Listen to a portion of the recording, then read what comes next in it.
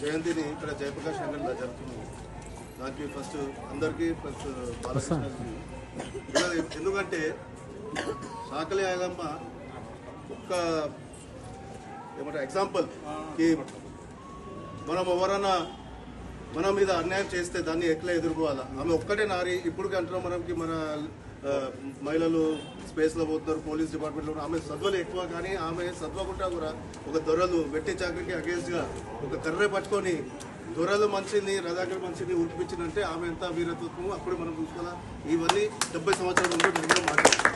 ఆమె ఎందుకు గుర్తుపెట్టుకుంటే ఆమె చేసిన ఒక్క కర్రె పట్టుకుంటేనే ఆ రోజు రజాకర్ల మీద పెద్ద రెవల్యూషన్ స్టార్ట్ అయింది. ఆమె ఒక కర్రె పట్టుకుంటేనే. ఆమె కర్రె పట్టుకున్నాక చాలా మందికి ధైర్యం వచ్చి వాళ్ళు రజాకర్ల మీద దేశముఖుల మీద వీళ్ళు వెట్టి చాకరీ చేపిస్తున్న దొరల మీద ఎగబడినారు. తెలంగాణ మొత్తం ఒక ఉద్యమం జరిగింది.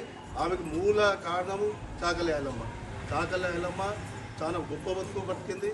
అటువంటి ఆమెని మన ఇప్పుడు పిల్లలు ఇప్పుడు అడిగితే పేరుందరు, కానీ ఆమె ఏమేమి చేసింది తెలియదు.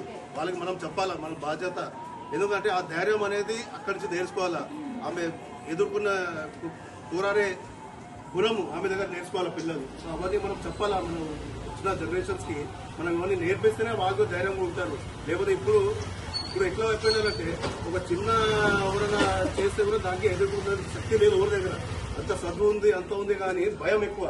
ఆమె అసవంటి అప్పుడే రజాకర్ అసవంటినే ఎదిరించినట్టే ఆమె దగ్గర మనం చాలా నేర్చుకోవాలా. ఆమె లెక్క తయారు కావాలా, మంచిగా చదవాలా. ఇంకా సమాజంలో ఏమైనా చదువులు జరిగితే దాన్ని ఎదిరించే ధైర్యం కూడా ఉండాలి. దీంతో